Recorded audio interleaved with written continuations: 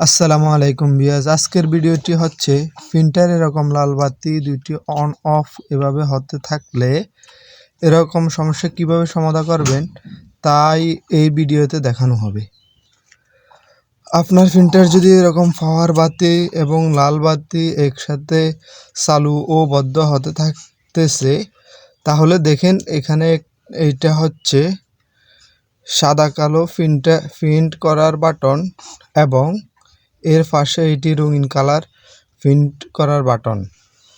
এই বাটনটি সাধারণত একটি লাল বাতি জ্বললে তা চেপে ধরলে সমাধান হয়ে যায়। আর এই লাল বাতি দুইটির উপরের বাতিটি হলো কালির ফোঁটা ড্রপ করলে হয়, আর নিচেরটি পেপার প্রিন্ট দিতে যদি কোনো কাগজ প্রিন্টারের ভেতর আটকে থাকলে তাহলে বাতি জ্বলবে।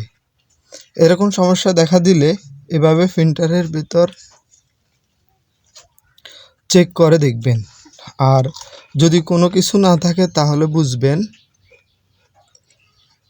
প্রিন্টারের ভেতরে কোনো তার কাটা গিয়েছে। এভাবে চেক করে দেখবেন কোনো কাগজ আটকে পড়েছিল আছে কি না। যদি না থাকে মনে করবেন প্রিন্টারের ভেতরে তার কাটা। ভালো করে চেক করে দেখবেন যে ভিতরে কোনো কাগজ আটকে পড়ে আছে কিনা। যদি থাকে তাহলে ওগুলো বের করে নিলে সলভ হয়ে যাবে। আর যদি দেখবেন কোনো তার কাগজ কাটা নেই, কালির ড্রপও কোনো সমস্যা হয়নি, তাহলে প্রিন্টারের ভিতরে কোনো তার কাটা গিয়েছে। তাহলে আপনারা নিকটস্থ দোকানে নিয়ে এটা ঠিক করবেন।